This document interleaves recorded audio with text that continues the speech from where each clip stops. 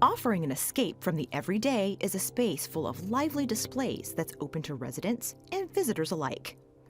Built into the natural, wooded setting of Wright Park is a Victorian-style conservatory bursting with vibrant hues and history. The history of the conservatory revolves around William Walcott Seymour. He donated $10,000 early in the 1900s to the Tacoma City Council and asked them to build something to beautify the city of Tacoma. In 1907, most of the construction was done, and it was opened in 1908. So it's been here for well over 100 years. Seymour was a prominent businessman and also obviously a philanthropist. He served as the mayor for a brief half-term. He replaced Fawcett. He was also on the Metropolitan Park Board from 1909 to 1911. Step inside this historical landmark and be greeted by sight and scent as flora from as far away as Africa and South America grace the conservatory's permanent collection. This robust assortment contains over 250 plant species and a collection of orchids that are always in bloom. The conservatory's botanical collection is exotic because they are made up of subtropical and tropical plants from all over the globe. It's quite eclectic. We have very old cycad. She's the oldest plant in the building, started from seed in 1895.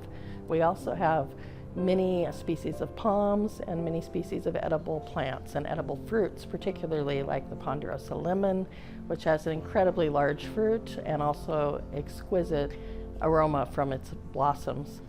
We also have picayas, which are less commonly known to be an edible plant. We have coffee and chocolate and pomegranates, strawberry guavas, allspice, so a lot of different edible type of plants. Adding to the lush, long-standing collection are 4 grand floral exhibits that rotate out during the course of the year.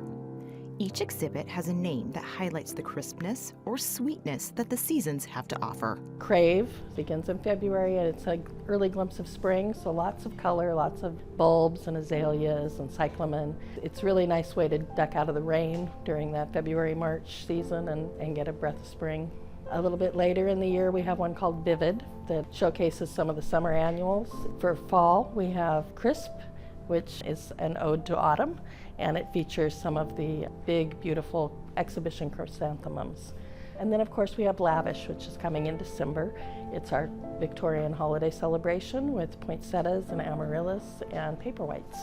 The conservatory works to promote a connection between people and the natural world. But how do they procure such abundance to share with the community?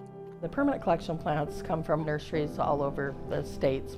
Florida, Hawaii have many. We've also gotten over 70 of the plants that are in the conservatory now came to us from the Conservatory of Flowers in San Francisco during our last restoration. And then our grand floral displays and many of the flowering plants that are rotated in and out are all grown at our own greenhouse facility that's still located at Point Defiance. So they supply us with all the rotating plants. And they do hold part of our permanent collection also. Last summer, final designs were unveiled to rehabilitate and grow the conservatory with upgrades and additional space for botanical displays and interpretation. In 2005, when we did Wright Park, we also did a master plan of the conservatory as well. To backdate that a little bit, in 2003 we did an actual restoration to the conservatory on structural pathways and cleaning the glass. So from there, in 2014, we have now some bond money, and we wanted to move forward with restoring the conservatory again. It's 100 years old. It needs some love and some help. And we went back out to the public with the 2005 master plan and revetted it with the public. We had 4 public meetings, very, very well attended, very vocal group. We were thrilled to hear from them, and things changed. Improvements to the space will bloom in phases. Phase 1 would include the gift shop, new entry area, restrooms, mechanical room, and some office spaces, because that's going to take a little bit of time because we need to raise money and funds. Could be, 3 to 5 years for that. We want to move forward a little quicker with a phase of just restrooms. Restrooms were very important to the public. When you come to this building and you do events in this building, there is no public restroom. It makes it so your stay isn't as long as it could be for enjoyability.